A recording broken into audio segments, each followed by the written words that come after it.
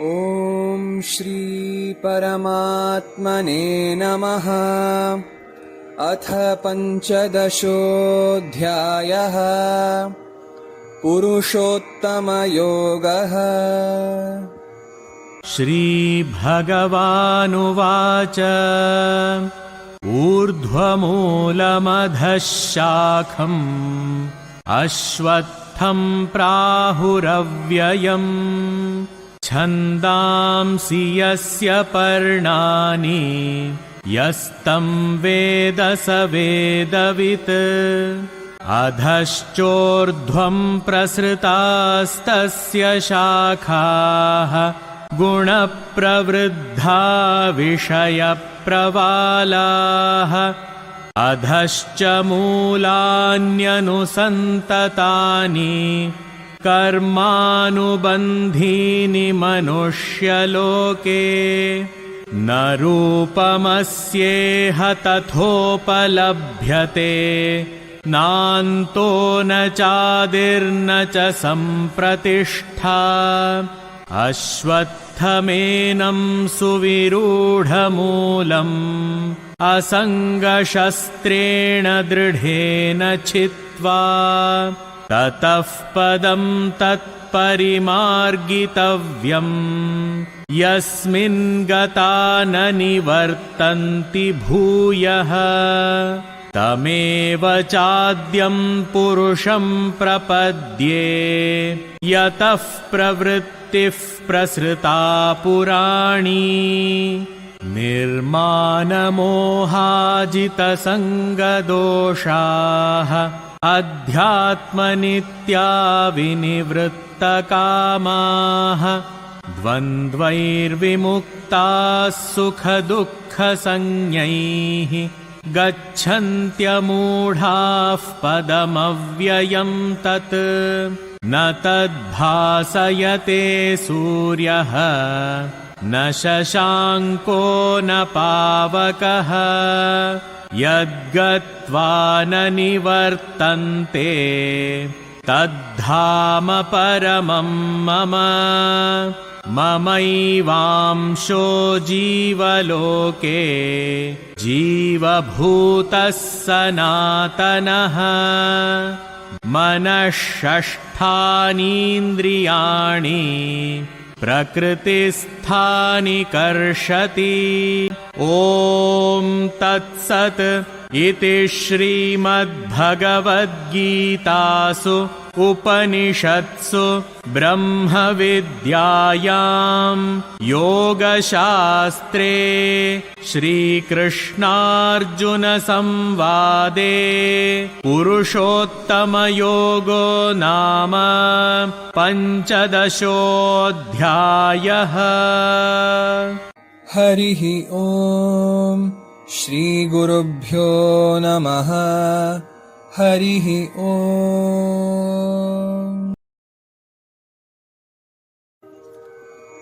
ॐ श्री परमात्मने नमः। अथ पञ्चदशोऽध्यायः।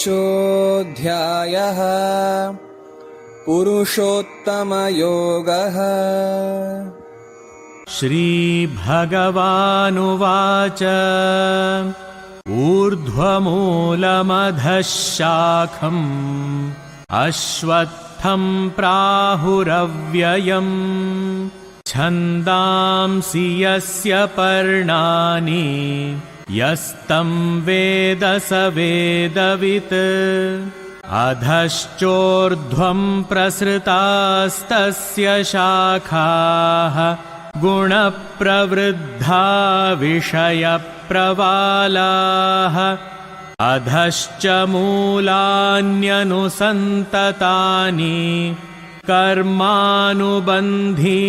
मनुष्यलोके न रूपमस्येह तथोपलभ्यते नान्तो न चादिर्न च सम्प्रतिष्ठा अश्वत्थमेनं सुविरूढमूलम् असङ्गशस्त्रेण दृढेन छित्त्वा ततः पदं तत् तत्परिमार्गितव्यम् यस्मिन् गता न निवर्तन्ति भूयः तमेव चाद्यं पुरुषं प्रपद्ये यतः प्रवृत्तिः प्रसृता पुराणी निर्मानमोहाजितसङ्गदोषाः अध्यात्मनित्या विनिवृत्तकामाः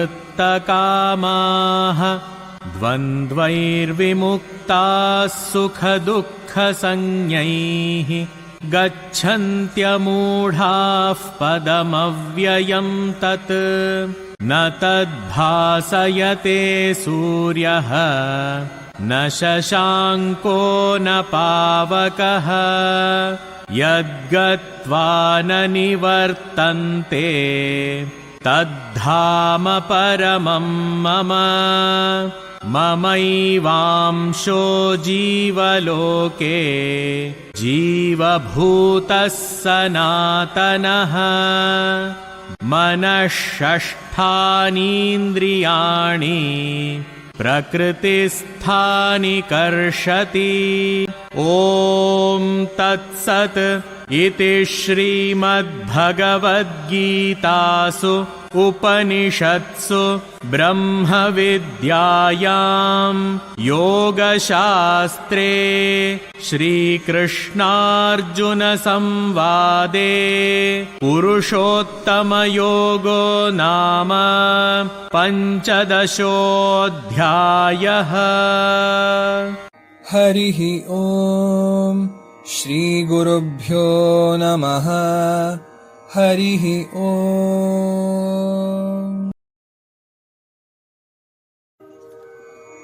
ॐ श्री परमात्मने नमः।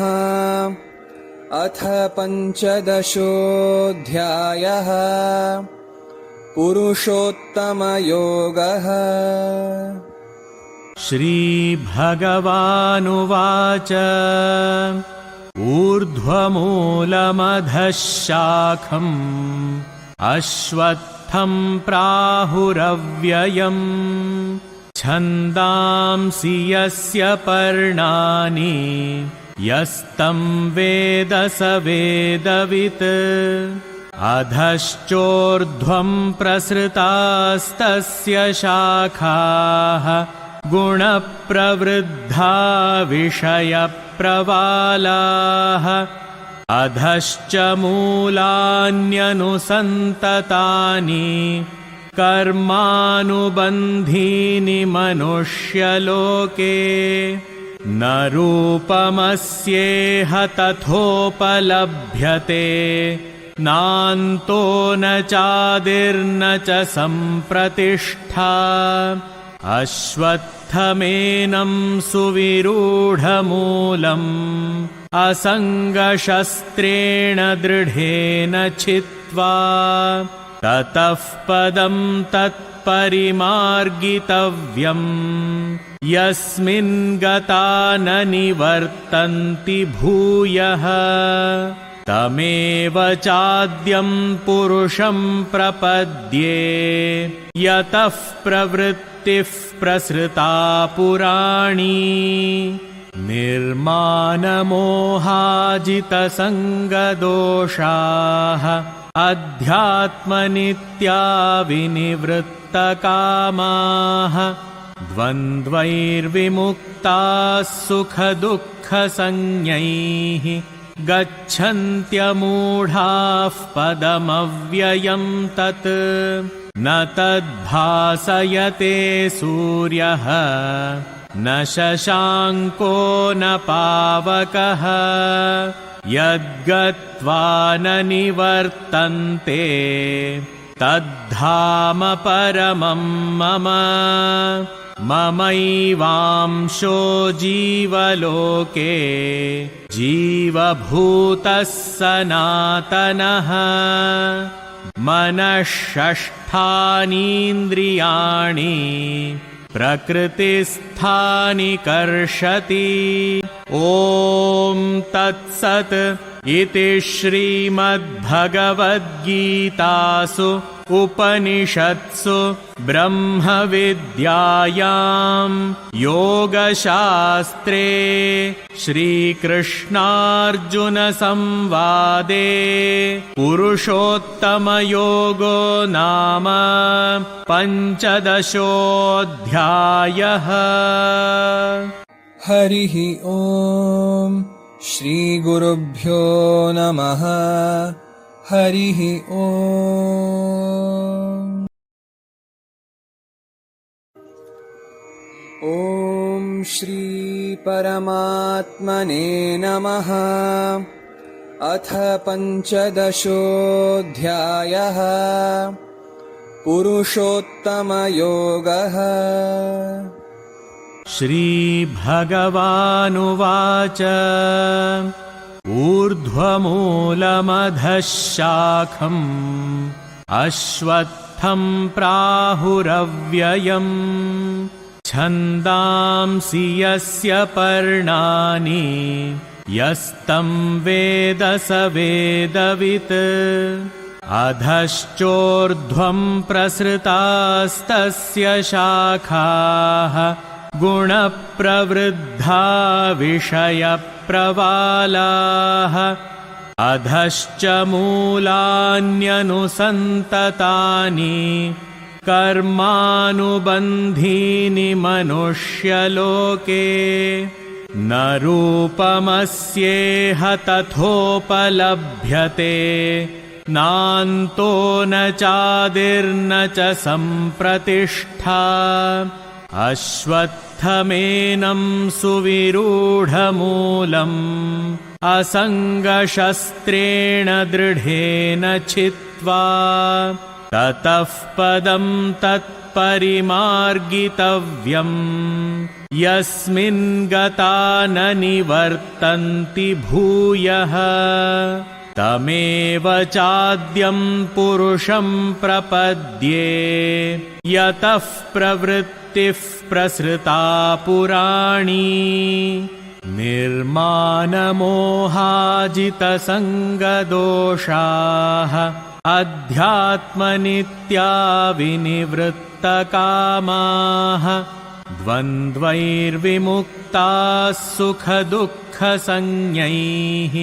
गच्छन्त्यमूढाः पदमव्ययं तत् न तद्भासयते सूर्यः न शशाङ्को न पावकः यद्गत्वा न निवर्तन्ते तद्धाम परमं मम ममैवांशो जीवलोके जीवभूतः सनातनः मनःषष्ठानीन्द्रियाणि प्रकृतिस्थानि कर्षति ॐ तत्सत् इति श्रीमद्भगवद्गीतासु उपनिषत्सु ब्रह्मविद्यायां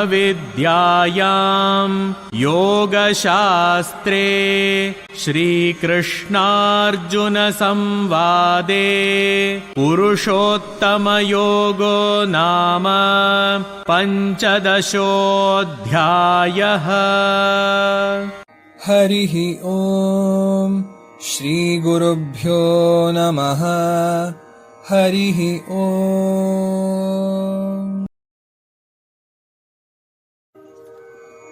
ॐ श्री परमात्मने नमः।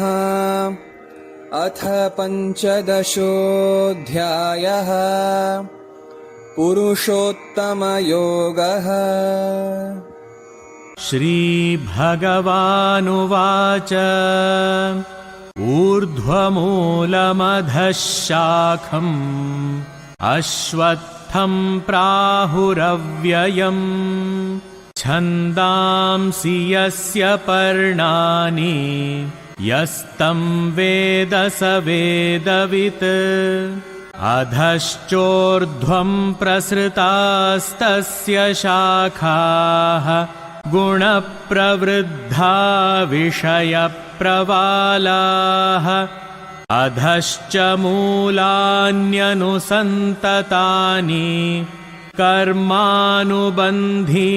मनुष्यलोके न रूपमस्येह तथोपलभ्यते नान्तो न चादिर्न च सम्प्रतिष्ठा अश्वत्थमेनं सुविरूढमूलम् असङ्गशस्त्रेण दृढेन छित्त्वा ततः पदं तत्परिमार्गितव्यम् यस्मिन् गता न निवर्तन्ति भूयः तमेव चाद्यं पुरुषं प्रपद्ये यतः प्रवृत्तिः प्रसृता पुराणी निर्मानमोहाजितसङ्गदोषाः अध्यात्मनित्या विनिवृत्तकामाः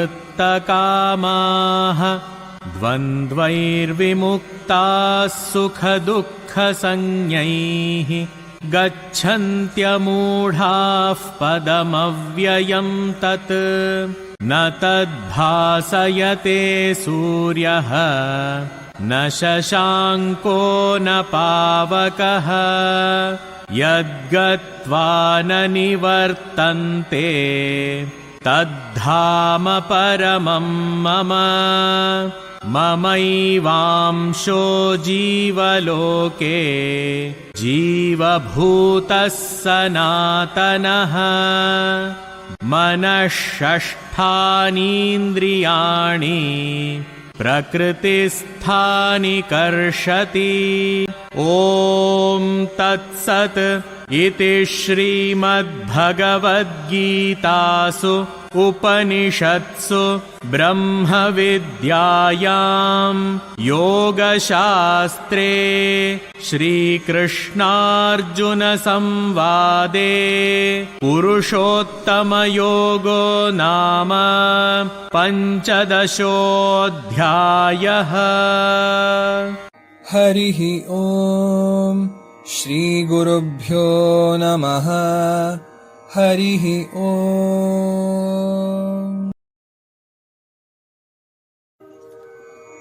ॐ श्री परमात्मने नमः। अथ पञ्चदशोऽध्यायः पुरुषोत्तमयोगः। श्रीभगवानुवाच ऊर्ध्वमूलमधः शाखम् अश्वत्थं प्राहुरव्ययम् छन्दांसि यस्य पर्णानि यस्तं वेद स वेदवित् अधश्चोर्ध्वं प्रसृतास्तस्य शाखाः गुणप्रवृद्धा विषयप्रवालाः अधश्च मूलान्यनुसन्ततानि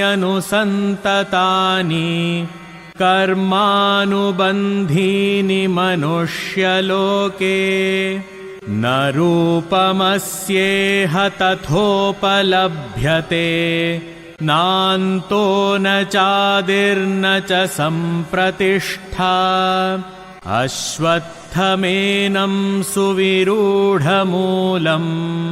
असङ्गशस्त्रेण दृढेन छित्त्वा ततः पदं तत्परिमार्गितव्यम् यस्मिन् गता न निवर्तन्ति भूयः तमेव चाद्यं पुरुषं प्रपद्ये यतः प्रवृत्तिः प्रसृता पुराणी निर्मानमोहाजितसङ्गदोषाः अध्यात्मनित्या विनिवृत्तकामाः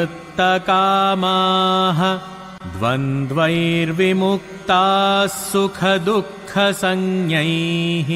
गच्छन्त्यमूढाः पदमव्ययं तत् न तद्भासयते सूर्यः न शशाङ्को न पावकः यद्गत्वा न निवर्तन्ते तद्धाम परमं मम ममैवांशो जीवलोके जीवभूतः सनातनः मनःषष्ठानीन्द्रियाणि प्रकृतिस्थानि कर्षति ॐ तत्सत् इति श्रीमद्भगवद्गीतासु उपनिषत्सु ब्रह्मविद्यायां योगशास्त्रे श्रीकृष्णार्जुनसंवादे पुरुषोत्तमयोगो नाम पञ्चदशोऽध्यायः। हरिः ॐ श्रीगुरुभ्यो नमः। हरिः ॐ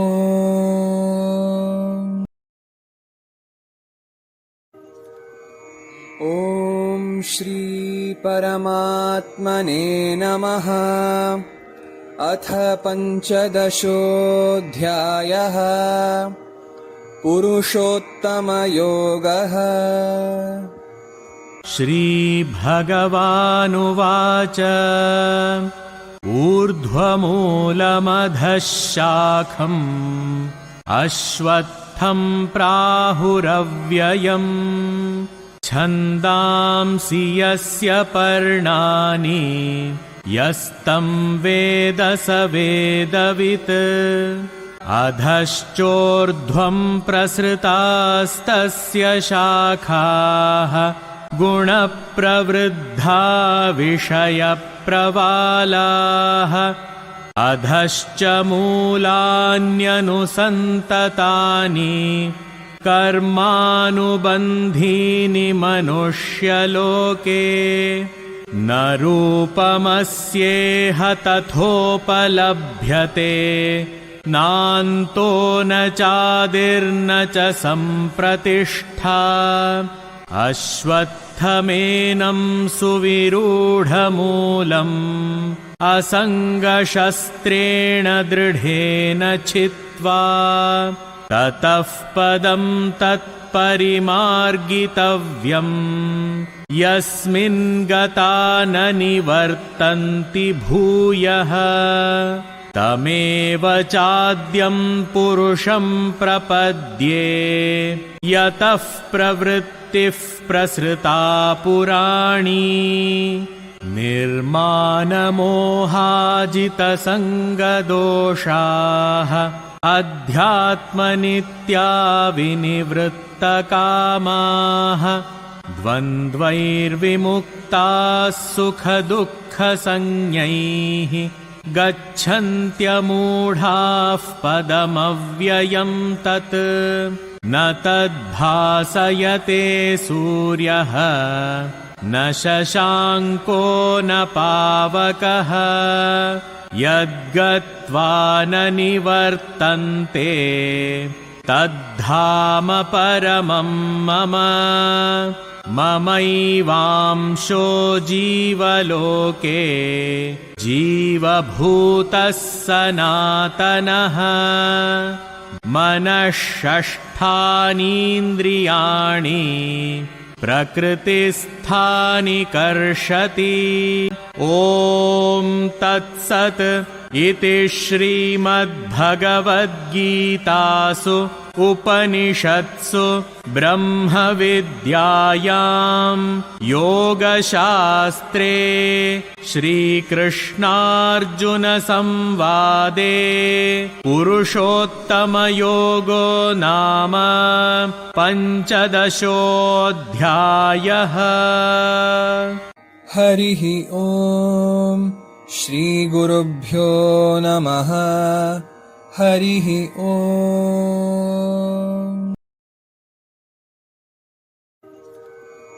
ॐ श्री परमात्मने नमः।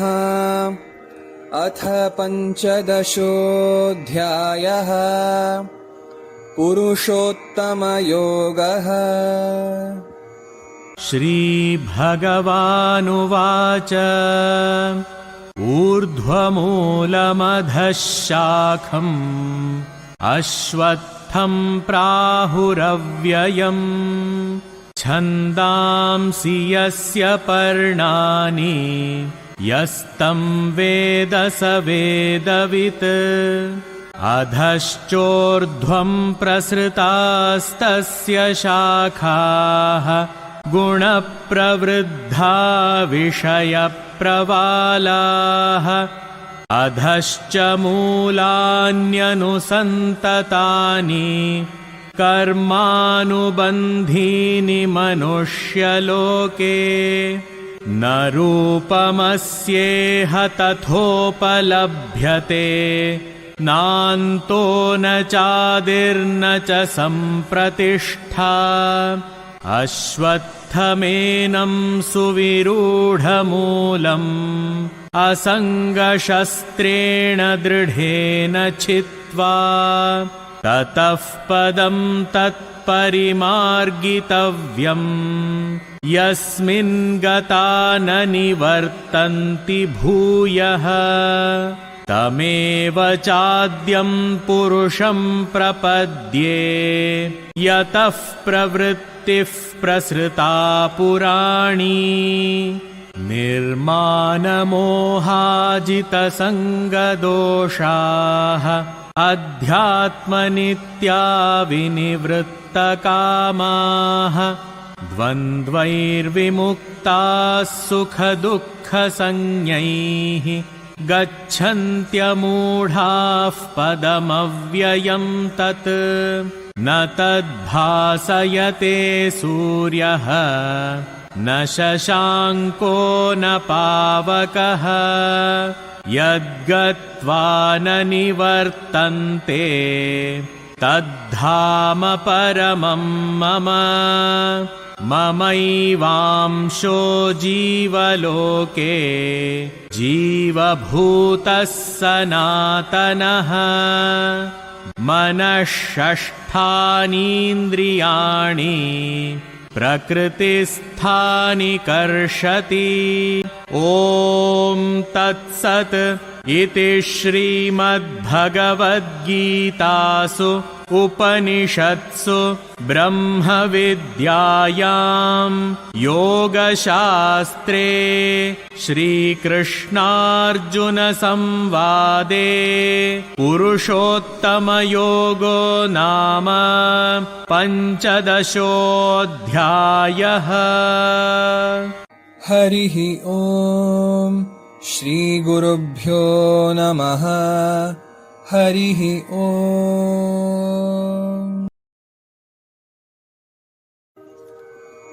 ॐ श्री परमात्मने नमः। अथ पञ्चदशोऽध्यायः। पुरुषोत्तमयोगः। श्रीभगवानुवाच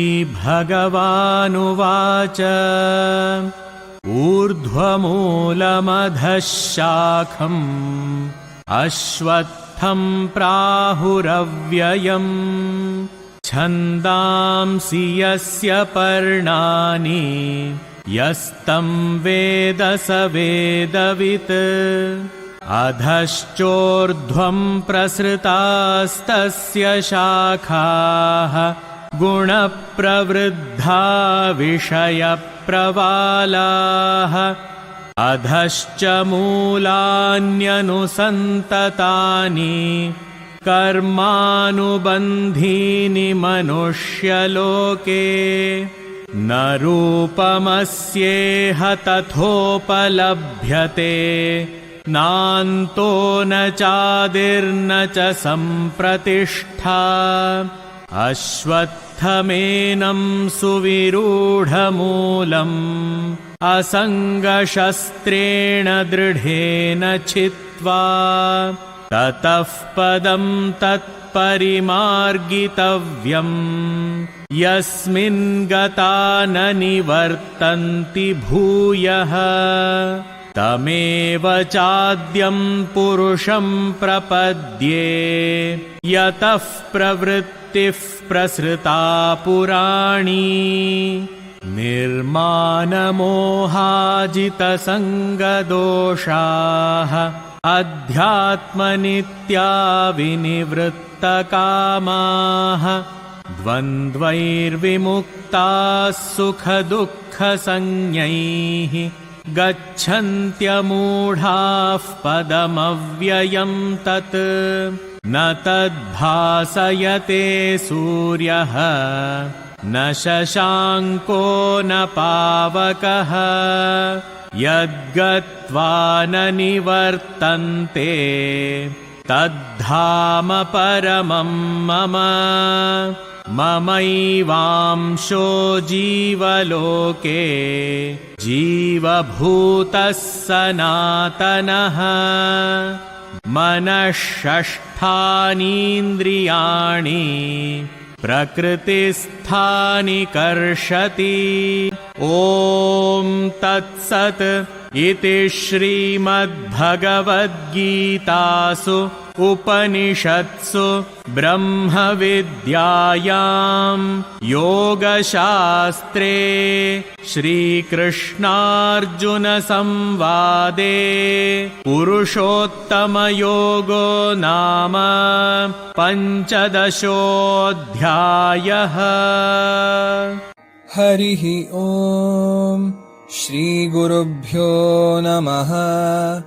हरिः ॐ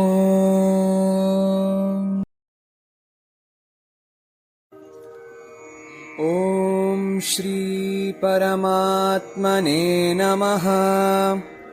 अथ पञ्चदशोऽध्यायः पुरुषोत्तमयोगः। श्रीभगवानुवाच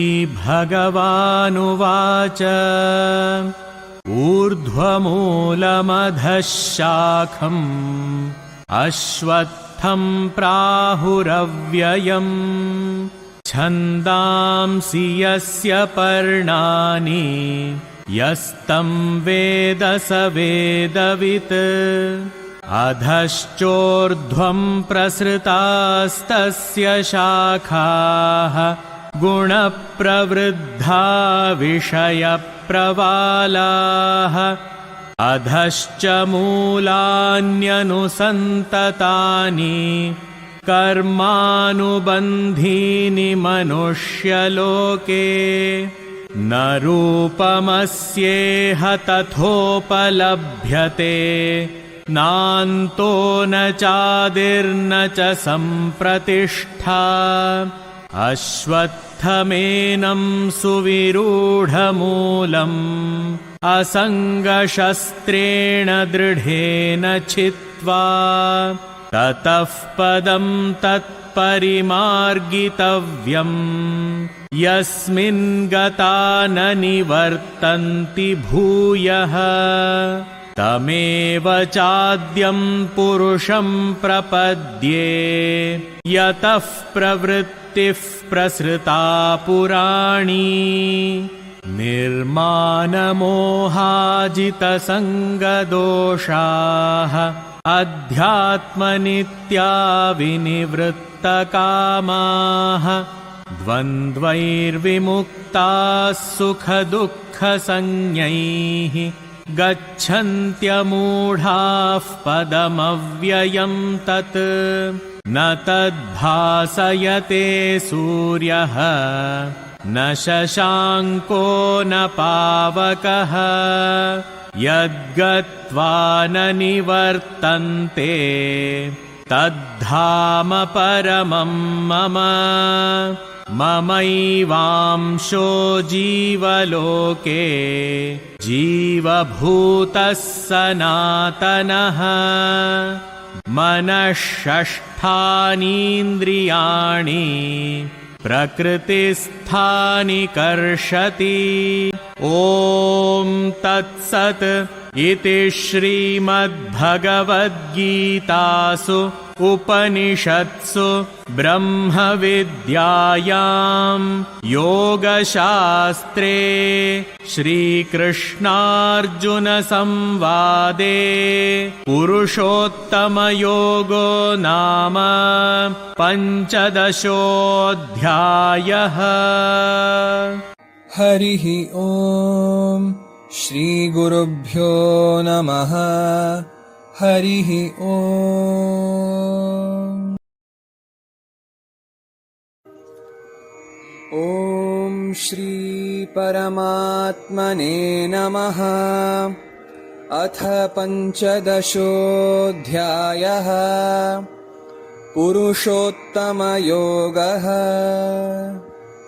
श्रीभगवानुवाच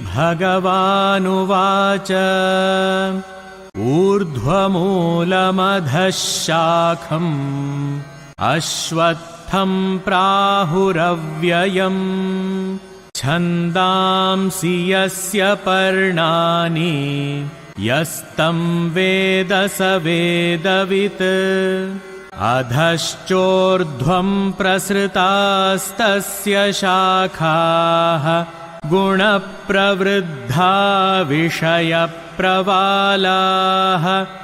अधश्च मूलान्यनुसन्ततानि कर्मानुबन्धीनि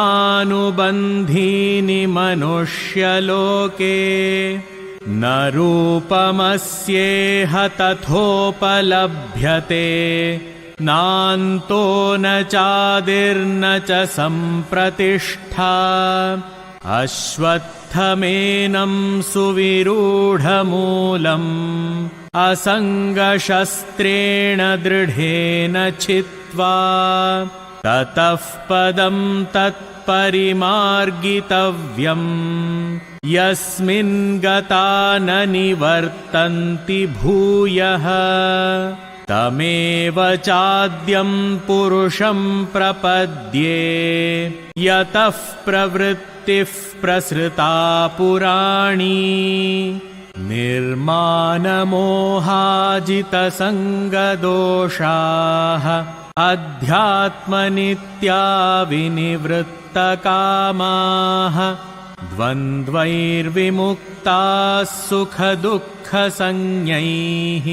गच्छन्त्यमूढाः पदमव्ययं तत् न तद्भासयते सूर्यः न शशाङ्को न पावकः यद्गत्वा न निवर्तन्ते तद्धाम परमं मम ममैवांशो जीवलोके जीवभूतः सनातनः मनःषष्ठानीन्द्रियाणि प्रकृतिस्थानि कर्षति ॐ तत्सत् इति श्रीमद्भगवद्गीतासु उपनिषत्सु ब्रह्मविद्यायां योगशास्त्रे श्रीकृष्णार्जुनसंवादे पुरुषोत्तमयोगो नाम पञ्चदशोऽध्यायः। हरिः ओम् श्रीगुरुभ्यो नमः। हरिः ओम्। ॐ श्री परमात्मने नमः। अथ पञ्चदशोऽध्यायः। पुरुषोत्तमयोगः। श्रीभगवानुवाच ऊर्ध्वमूलमधः शाखम् अश्वत्थं प्राहुरव्ययम् छन्दांसि यस्य पर्णानि यस्तं वेद स वेदवित् अधश्चोर्ध्वं प्रसृतास्तस्य शाखाः गुणप्रवृद्धा विषयप्रवालाः प्रवालाः अधश्च मूलान्यनुसन्ततानि कर्मानुबन्धीनि मनुष्यलोके न रूपमस्येह तथोपलभ्यते नान्तो न चादिर्न च सम्प्रतिष्ठा अश्वत्थमेनं सुविरूढमूलम् असङ्गशस्त्रेण दृढेन छित्त्वा ततः पदं तत्परिमार्गितव्यम् यस्मिन् गता न निवर्तन्ति भूयः तमेव चाद्यं पुरुषं प्रपद्ये यतः प्रवृत्तिः प्रसृता पुराणी निर्मानमोहाजितसङ्गदोषाः अध्यात्मनित्या विनिवृत्तकामाः द्वन्द्वैर्विमुक्ताः सुखदुःखसंज्ञैः गच्छन्त्यमूढाः पदमव्ययं तत् न तद्भासयते सूर्यः न शशाङ्को न पावकः यद्गत्वा न निवर्तन्ते तद्धाम परमं मम ममैवांशो जीवलोके जीवभूतः सनातनः मनःषष्ठानीन्द्रियाणि प्रकृतिस्थानि कर्षति ॐ तत्सत् इति श्रीमद्भगवद्गीतासु उपनिषत्सु ब्रह्मविद्यायां योगशास्त्रे श्रीकृष्णार्जुनसंवादे पुरुषोत्तमयोगो नाम पञ्चदशोऽध्यायः। हरिः ॐ श्रीगुरुभ्यो नमः। हरिः ॐ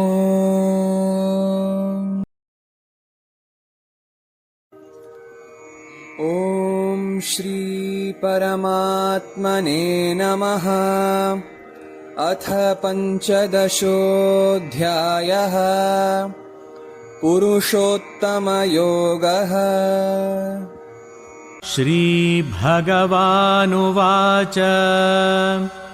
ऊर्ध्वमूलमधः शाखम् अश्वत्थं प्राहुरव्ययम् छन्दांसि यस्य पर्णानि यस्तं वेद स वेदवित् अधश्चोर्ध्वं प्रसृतास्तस्य शाखाः गुणप्रवृद्धा विषयप्रवालाः अधश्च मूलान्यनुसन्ततानि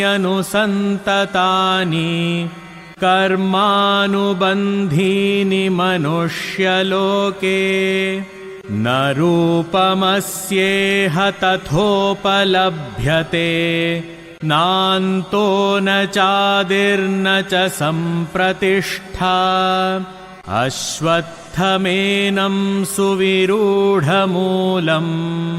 असङ्गशस्त्रेण दृढेन छित्त्वा ततः पदं तत्परिमार्गितव्यम् यस्मिन् गता न निवर्तन्ति भूयः तमेव चाद्यं पुरुषं प्रपद्ये यतः प्रवृत्तिः प्रसृता पुराणी निर्मानमोहाजितसङ्गदोषाः अध्यात्मनित्या विनिवृत्तकामाः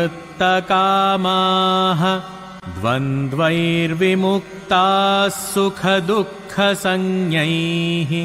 गच्छन्त्यमूढाः पदमव्ययं तत् न तद्भासयते सूर्यः न शशाङ्को न पावकः यद्गत्वा न निवर्तन्ते तद्धाम परमं मम ममैवांशो जीवलोके जीवभूतः सनातनः मनःषष्ठानीन्द्रियाणि प्रकृतिस्थानि कर्षति ॐ तत्सत् इति श्रीमद्भगवद्गीतासु उपनिषत्सु ब्रह्मविद्यायां योगशास्त्रे श्रीकृष्णार्जुनसंवादे पुरुषोत्तमयोगो नाम पञ्चदशोऽध्यायः।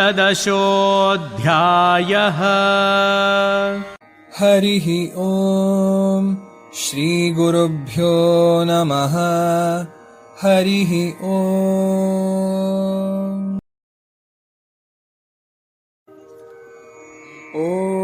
श्री परमात्मने नमः। अथ पञ्चदशोऽध्यायः पुरुषोत्तमयोगः। श्रीभगवानुवाच ऊर्ध्वमूलमधः शाखम् अश्वत्थं प्राहुरव्ययम् छन्दांसि यस्य पर्णानि यस्तं वेद स वेदवित् अधश्चोर्ध्वं प्रसृतास्तस्य शाखाः गुणप्रवृद्धा विषयप्रवालाः अधश्च मूलान्यनुसन्ततानि कर्मानुबन्धीनि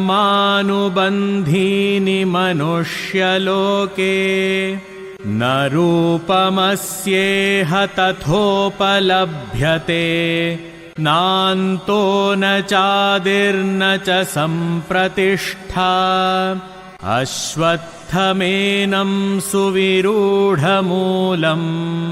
असङ्गशस्त्रेण दृढेन छित्त्वा ततः पदं तत्परिमार्गितव्यम् यस्मिन् गता न निवर्तन्ति भूयः तमेव चाद्यं पुरुषं प्रपद्ये यतः प्रवृत्तिः प्रसृता पुराणी निर्मानमोहाजितसङ्गदोषाः अध्यात्मनित्या विनिवृत्तकामाः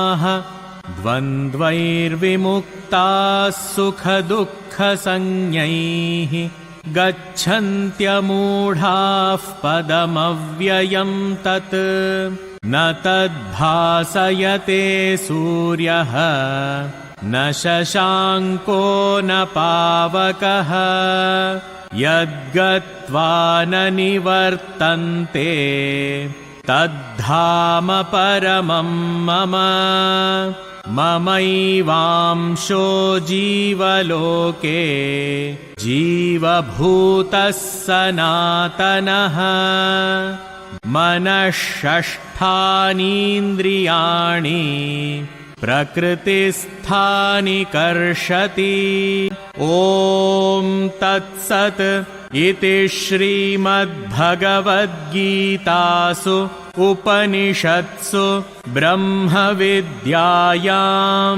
योगशास्त्रे श्रीकृष्णार्जुनसंवादे पुरुषोत्तमयोगो नाम पञ्चदशोऽध्यायः।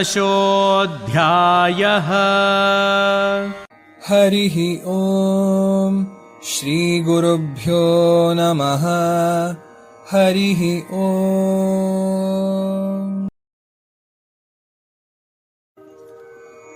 ॐ श्री परमात्मने नमः। अथ पञ्चदशोऽध्यायः पुरुषोत्तमयोगः। श्रीभगवानुवाच ऊर्ध्वमूलमधः शाखम् अश्वत्थं प्राहुरव्ययम् छन्दांसि यस्य पर्णानि यस्तं वेद स वेदवित् अधश्चोर्ध्वं प्रसृतास्तस्य शाखाः गुणप्रवृद्धा विषयप्रवालाः अधश्च मूलान्यनुसन्ततानि कर्मानुबन्धीनि मनुष्यलोके न रूपमस्येह तथोपलभ्यते नान्तो न चादिर्न च सम्प्रतिष्ठा अश्वत्थमेनं सुविरूढमूलम् असङ्गशस्त्रेण दृढेन छित्त्वा ततः पदं तत्परिमार्गितव्यम् यस्मिन् गता न निवर्तन्ति भूयः तमेव चाद्यं पुरुषं प्रपद्ये यतः प्रवृत्तिः प्रसृता पुराणी निर्मानमोहाजितसङ्गदोषाः अध्यात्मनित्या विनिवृत्तकामाः द्वन्द्वैर्विमुक्ताः सुखदुःखसंज्ञैः गच्छन्त्यमूढाः पदमव्ययं तत् न तद्भासयते सूर्यः न शशाङ्को न पावकः यद्गत्वा न निवर्तन्ते तद्धाम परमं मम ममैवांशो जीवलोके जीवभूतः सनातनः मनःषष्ठानीन्द्रियाणि प्रकृतिस्थानि कर्षति ॐ तत्सत् इति श्रीमद्भगवद्गीतासु उपनिषत्सु ब्रह्मविद्यायां योगशास्त्रे श्रीकृष्णार्जुनसंवादे पुरुषोत्तमयोगो नाम पञ्चदशोऽध्यायः। हरिः ॐ श्रीगुरुभ्यो नमः। हरिः ॐ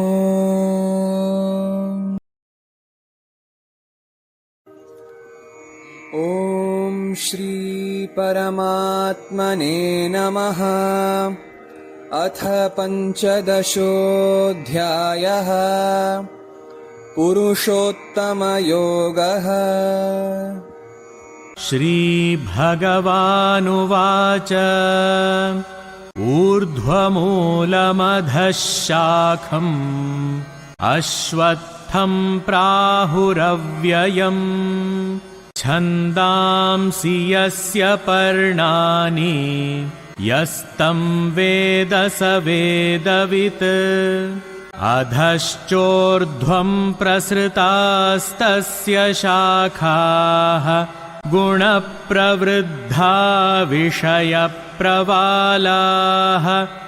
अधश्च मूलान्यनुसन्ततानि कर्मानुबन्धीनि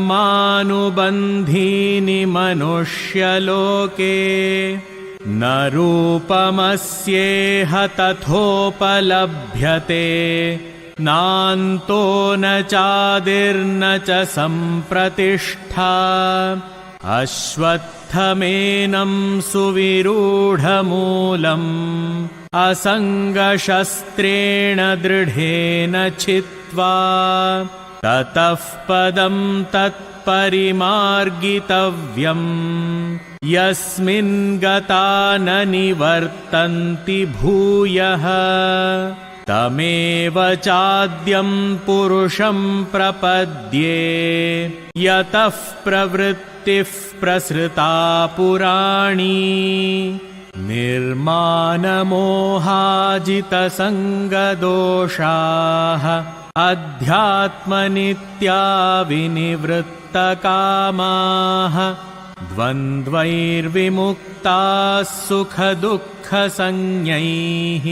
गच्छन्त्यमूढाः पदमव्ययं तत् न तद्भासयते सूर्यः न शशाङ्को न पावकः यद्गत्वा न निवर्तन्ते तद्धाम परमं मम ममैवांशो जीवलोके जीवभूतः सनातनः मनःषष्ठानीन्द्रियाणि प्रकृतिस्थानि कर्षति ॐ तत्सत् इति श्रीमद्भगवद्गीतासु उपनिषत्सु ब्रह्मविद्यायां योगशास्त्रे श्रीकृष्णार्जुनसंवादे पुरुषोत्तमयोगो नाम पञ्चदशोऽध्यायः। हरिः ॐ श्रीगुरुभ्यो नमः। हरिः ॐ।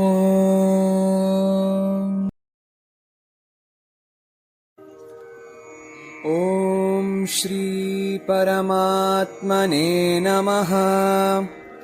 अथ पञ्चदशोऽध्यायः। पुरुषोत्तमयोगः।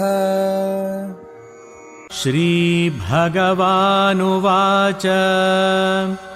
ऊर्ध्वमूलमधः शाखम् अश्वत्थं प्राहुरव्ययम् छन्दांसि यस्य पर्णानि यस्तं वेद स वेदवित् अधश्चोर्ध्वं प्रसृतास्तस्य शाखाः गुणप्रवृद्धा विषयप्रवालाः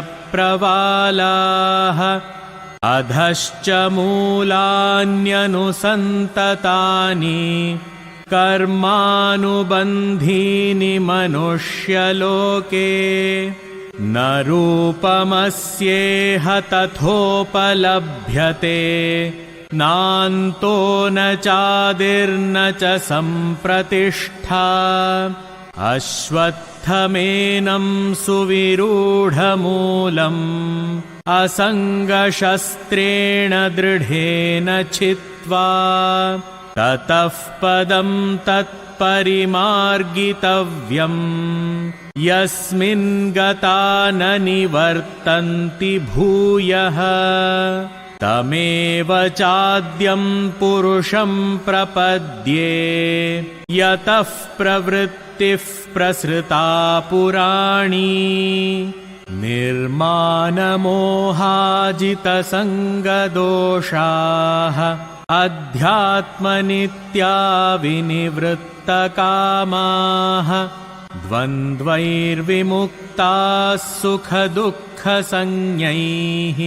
गच्छन्त्यमूढाः पदमव्ययं तत् न तद्भासयते सूर्यः न शशाङ्को न पावकः यद्गत्वा न निवर्तन्ते तद्धाम परमं मम ममैवांशो जीवलोके जीवभूतः सनातनः मनःषष्ठानीन्द्रियाणि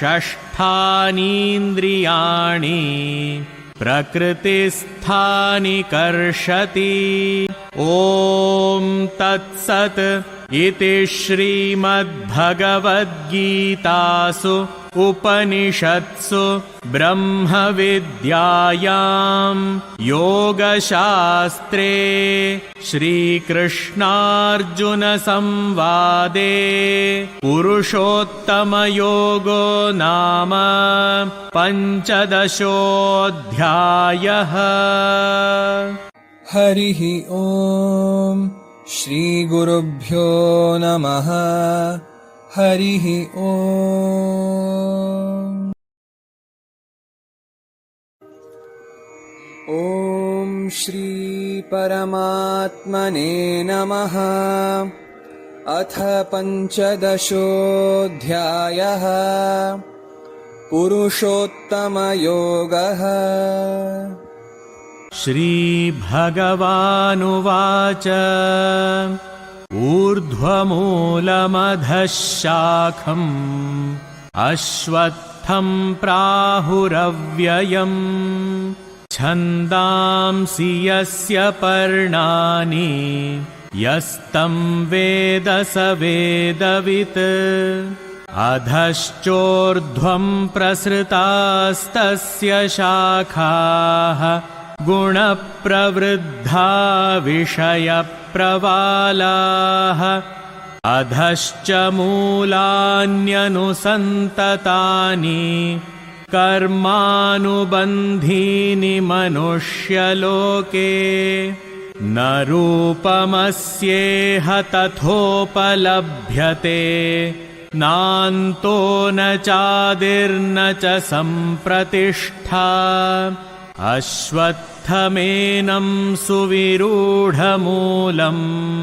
असङ्गशस्त्रेण दृढेन छित्त्वा ततः पदं तत्परिमार्गितव्यम् यस्मिन् गता न निवर्तन्ति भूयः तमेव चाद्यं पुरुषं प्रपद्ये यतः प्रवृत्तिः प्रसृता पुराणी निर्मानमोहाजितसङ्गदोषाः अध्यात्मनित्या विनिवृत्तकामाः द्वन्द्वैर्विमुक्ताः सुखदुःखसंज्ञैः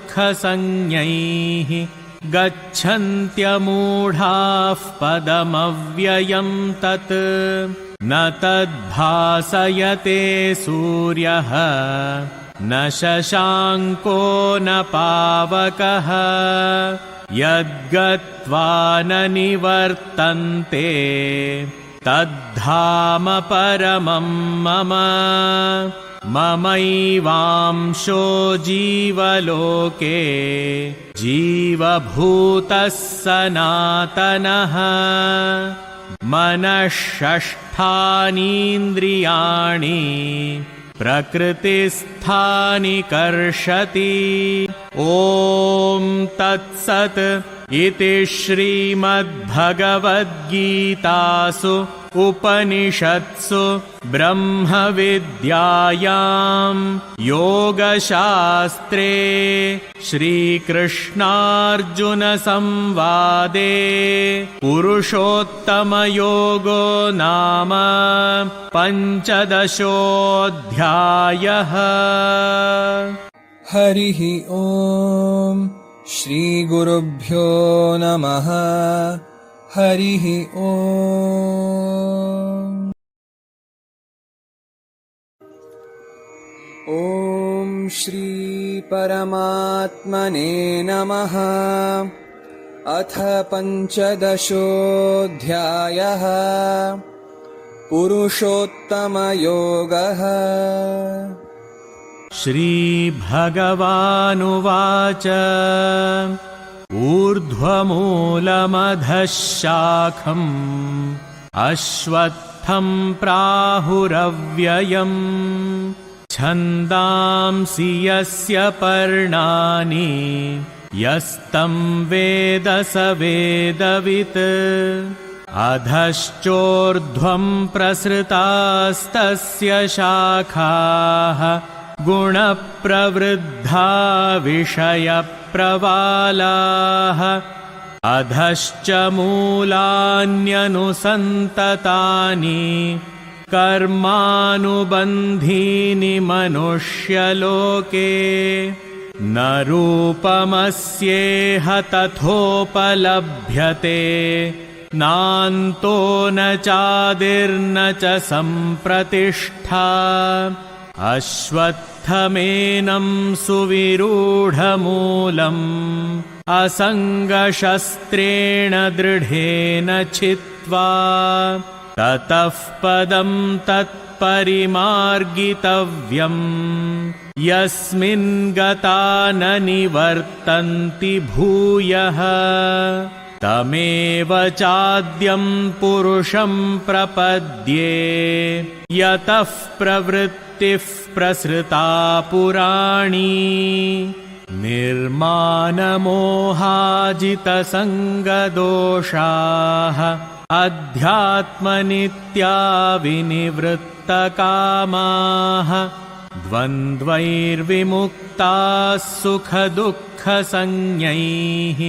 गच्छन्त्यमूढाः पदमव्ययं तत् न तद्भासयते सूर्यः न शशाङ्को न पावकः यद्गत्वा न निवर्तन्ते तद्धाम परमं मम ममैवांशो जीवलोके जीवभूतः सनातनः मनः षष्ठानीन्द्रियाणि प्रकृतिस्थानि कर्षति ॐ तत्सत् इति श्रीमद्भगवद्गीतासु उपनिषत्सु ब्रह्मविद्यायां योगशास्त्रे श्रीकृष्णार्जुनसंवादे पुरुषोत्तमयोगो नाम पञ्चदशोऽध्यायः। हरिः ॐ श्रीगुरुभ्यो नमः। हरिः ॐ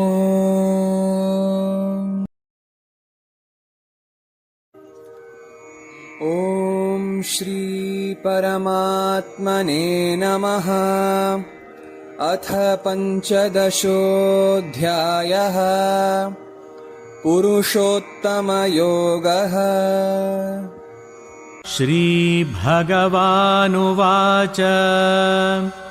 ऊर्ध्वमूलमधः शाखम् अश्वत्थं प्राहुरव्ययम् छन्दांसि यस्य पर्णानि यस्तं वेद स वेदवित् अधश्चोर्ध्वं प्रसृतास्तस्य शाखाः गुणप्रवृद्धा विषयप्रवालाः अधश्च मूलान्यनुसन्ततानि कर्मानुबन्धीनि मनुष्यलोके न रूपमस्येह तथोपलभ्यते नान्तो न चादिर्न च सम्प्रतिष्ठा अश्वत्थमेनं सुविरूढमूलम् असङ्गशस्त्रेण दृढेन छित्त्वा ततः पदं तत्परिमार्गितव्यम् यस्मिन् गता न निवर्तन्ति भूयः तमेव चाद्यं पुरुषं प्रपद्ये यतः प्रवृत्तिः प्रसृता पुराणी निर्मानमोहाजितसङ्गदोषाः अध्यात्मनित्या विनिवृत्तकामाः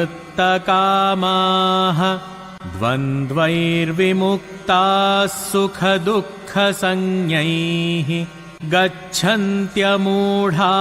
पदमव्ययं तत् न तद्भासयते सूर्यः न शशाङ्को न पावकः यद्गत्वा न निवर्तन्ते तद्धाम परमं मम ममैवांशो जीवलोके जीवभूतः सनातनः मनःषष्ठानीन्द्रियाणि प्रकृतिस्थानि कर्षति।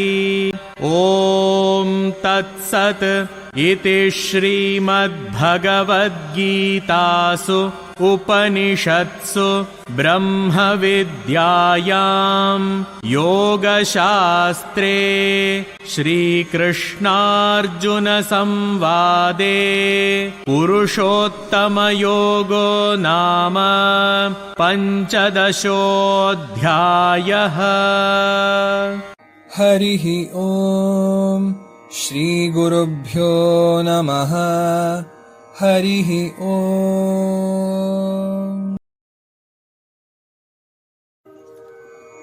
ॐ श्री परमात्मने नमः। अथ पञ्चदशोऽध्यायः। पुरुषोत्तमयोगः। श्रीभगवानुवाच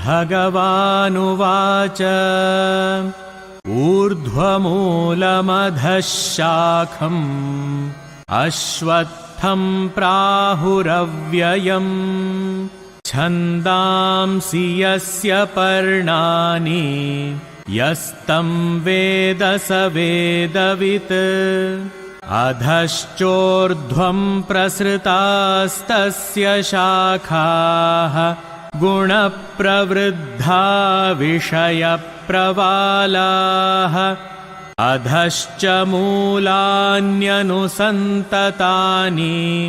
कर्मानुबन्धीनि मनुष्यलोके न रूपमस्येह तथोपलभ्यते नान्तो न चादिर्न च सम्प्रतिष्ठा अश्वत्थमेनं सुविरूढमूलम्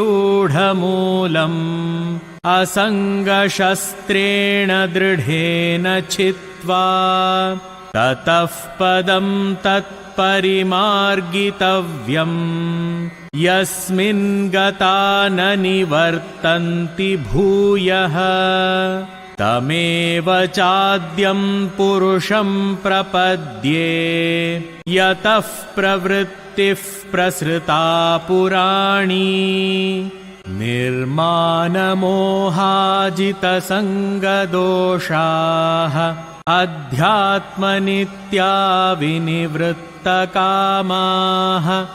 द्वन्द्वैर्विमुक्ताः सुखदुःखसंज्ञैः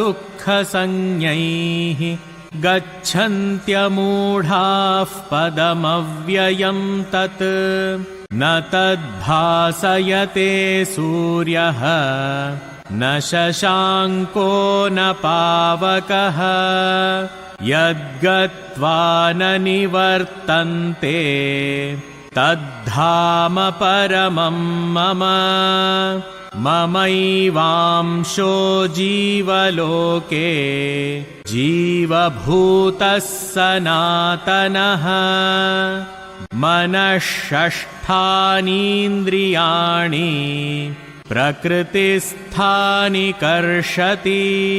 ॐ तत्सत् इति श्रीमद्भगवद्गीतासु उपनिषत्सु ब्रह्मविद्यायां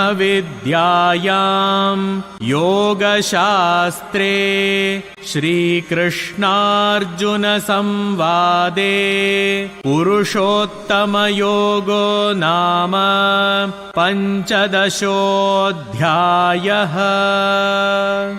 हरिः ॐ श्रीगुरुभ्यो नमः। हरिः ॐ।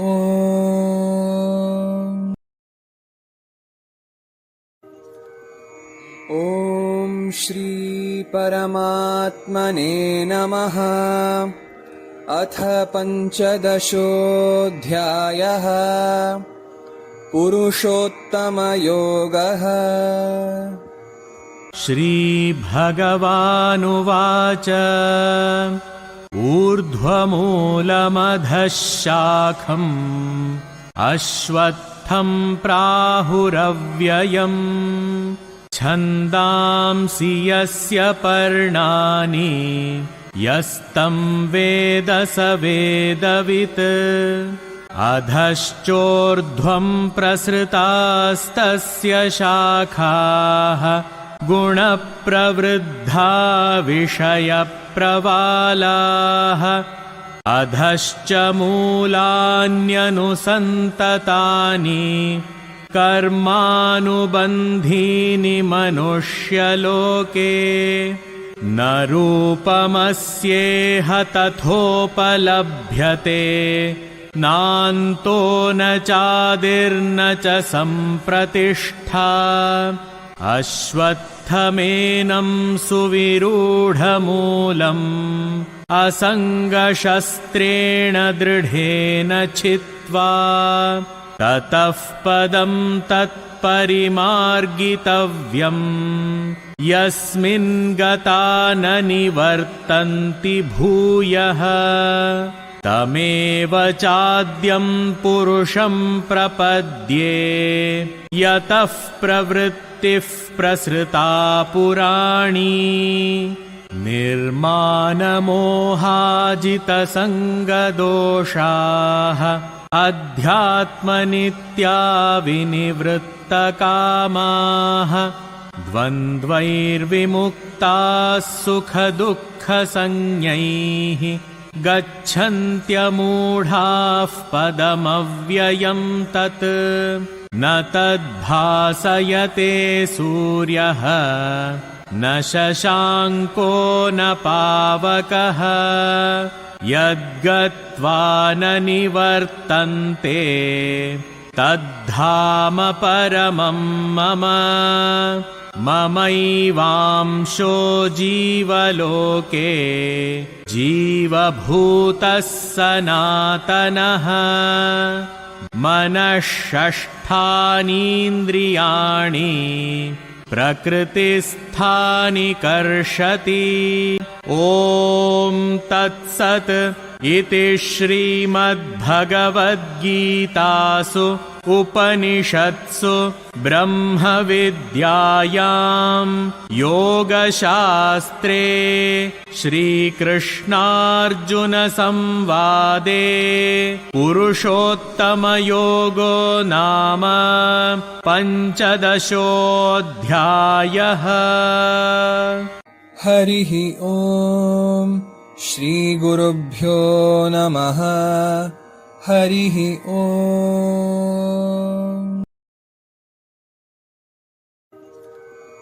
ॐ श्री परमात्मने नमः। अथ पञ्चदशोऽध्यायः पुरुषोत्तमयोगः। श्रीभगवानुवाच ऊर्ध्वमूलमधः शाखम् अश्वत्थं प्राहुरव्ययम् छन्दांसि यस्य पर्णानि यस्तं वेद स वेदवित् अधश्चोर्ध्वं प्रसृतास्तस्य शाखाः गुणप्रवृद्धा विषयप्रवालाः अधश्च मूलान्यनुसन्ततानि कर्मानुबन्धीनि मनुष्यलोके न रूपमस्येह तथोपलभ्यते नान्तो न चादिर्न च सम्प्रतिष्ठा अश्वत्थमेनं सुविरूढमूलम् असङ्गशस्त्रेण दृढेन छित्त्वा ततः पदं तत्परिमार्गितव्यम् यस्मिन् गता न निवर्तन्ति भूयः तमेव चाद्यं पुरुषं प्रपद्ये यतः प्रवृत्तिः प्रसृता पुराणी निर्मानमोहाजितसङ्गदोषाः अध्यात्मनित्या विनिवृत्तकामाः द्वन्द्वैर्विमुक्ताः सुखदुःखसंज्ञैः गच्छन्त्यमूढाः पदमव्ययम् तत् न तद्भासयते सूर्यः न शशाङ्को न पावकः यद्गत्वा न निवर्तन्ते तद्धाम परमं मम ममैवांशो जीवलोके जीवभूतः सनातनः मनःषष्ठानीन्द्रियाणि प्रकृतिस्थानि कर्षति ॐ तत्सत् इति श्रीमद्भगवद्गीतासु उपनिषत्सु ब्रह्मविद्यायां योगशास्त्रे श्रीकृष्णार्जुनसंवादे पुरुषोत्तमयोगो नाम पञ्चदशोऽध्यायः। हरिः ॐ श्रीगुरुभ्यो नमः। हरिः ॐ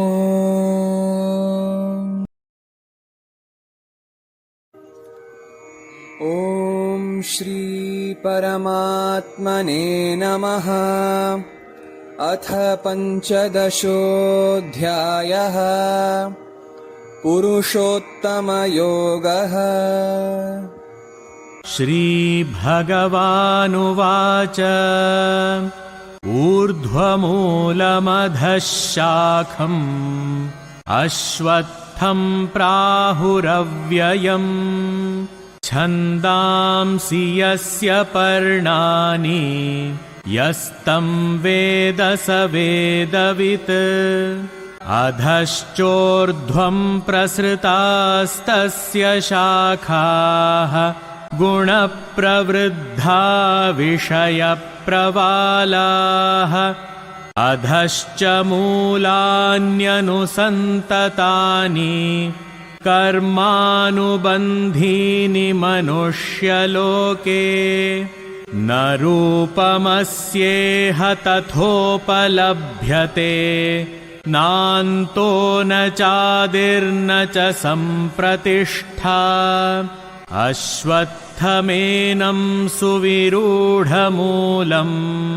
असङ्गशस्त्रेण दृढेन छित्त्वा ततः पदं तत्परिमार्गितव्यम् यस्मिन् गता न निवर्तन्ति भूयः तमेव चाद्यं पुरुषं प्रपद्ये यतः प्रवृत्तिः प्रसृता पुराणी निर्मानमोहाजितसङ्गदोषाः अध्यात्मनित्या विनिवृत्तकामाः द्वन्द्वैर्विमुक्ताः सुखदुःखसंज्ञैः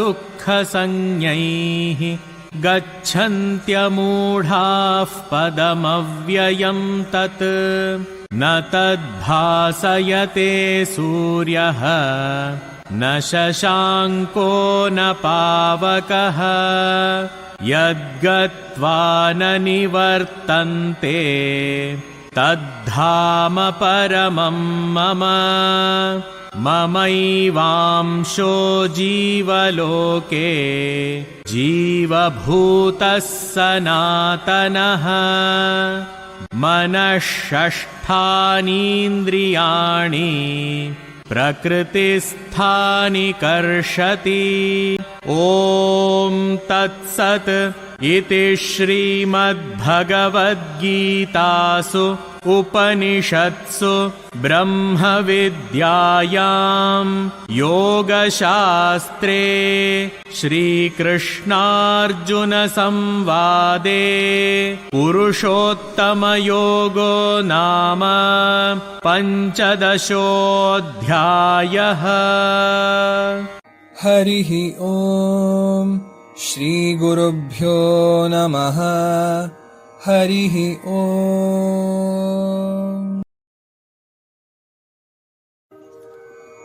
ॐ श्री परमात्मने नमः। अथ पञ्चदशोऽध्यायः पुरुषोत्तमयोगः। श्रीभगवानुवाच ऊर्ध्वमूलमधः शाखम् अश्वत्थं प्राहुरव्ययम् छन्दांसि यस्य पर्णानि यस्तं वेद स वेदवित् अधश्चोर्ध्वं प्रसृतास्तस्य शाखाः गुणप्रवृद्धा विषयप्रवालाः अधश्च मूलान्यनुसन्ततानि कर्मानुबन्धीनि मनुष्यलोके न रूपमस्येह तथोपलभ्यते नान्तो न चादिर्न च सम्प्रतिष्ठा अश्वत्थमेनं सुविरूढमूलम् असङ्गशस्त्रेण दृढेन छित्त्वा ततः पदं तत्परिमार्गितव्यम् यस्मिन् गता न निवर्तन्ति भूयः तमेव चाद्यं पुरुषं प्रपद्ये यतः प्रवृत्तिः प्रसृता पुराणी निर्मानमोहाजितसङ्गदोषाः अध्यात्मनित्या विनिवृत्तकामाः द्वन्द्वैर्विमुक्ताः सुखदुःखसंज्ञैः गच्छन्त्यमूढाः पदमव्ययं तत् न तद्भासयते सूर्यः न शशाङ्को न पावकः यद्गत्वा न निवर्तन्ते तद्धाम परमं मम ममैवांशो जीवलोके जीवभूतः सनातनः मनःषष्ठानीन्द्रियाणि प्रकृतिस्थानि कर्षति। ॐ तत्सत् इति श्रीमद्भगवद्गीतासु उपनिषत्सु ब्रह्मविद्यायां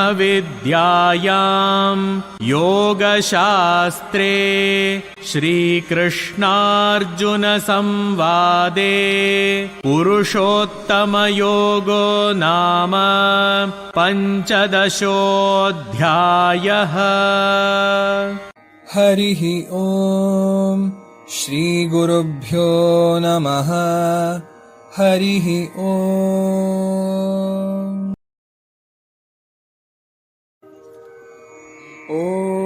श्री परमात्मने नमः। अथ पञ्चदशोऽध्यायः पुरुषोत्तमयोगः। श्रीभगवानुवाच ऊर्ध्वमूलमधः शाखम् अश्वत्थं प्राहुरव्ययम् छन्दांसि यस्य पर्णानि यस्तं वेद स वेदवित् अधश्चोर्ध्वं प्रसृतास्तस्य शाखाः गुणप्रवृद्धा विषयप्रवालाः अधश्च मूलान्यनुसन्ततानि कर्मानुबन्धीनि मनुष्यलोके न रूपमस्येह तथोपलभ्यते नान्तो न चादिर्न च सम्प्रतिष्ठा अश्वत्थ स्थमेनं सुविरूढमूलम् असङ्गशस्त्रेण दृढेन छित्त्वा ततः पदं तत्परिमार्गितव्यम् यस्मिन् गता न निवर्तन्ति भूयः तमेव चाद्यं पुरुषं प्रपद्ये यतः प्रवृत्तिः प्रसृता पुराणी निर्मानमोहाजितसङ्गदोषाः अध्यात्मनित्या विनिवृत्तकामाः द्वन्द्वैर्विमुक्ताः सुखदुःखसंज्ञैः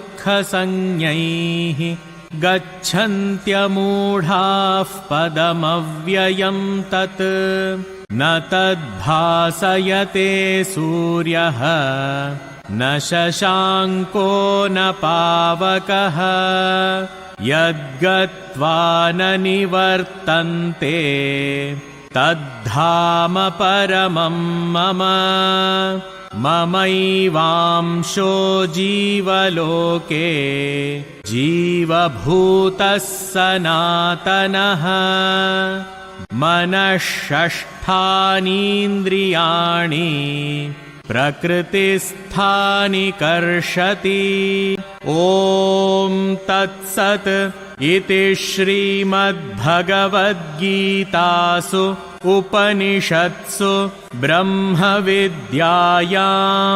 योगशास्त्रे श्रीकृष्णार्जुनसंवादे पुरुषोत्तमयोगो नाम पञ्चदशोऽध्यायः।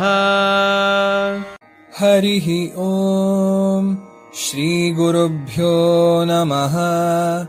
हरिः ॐ।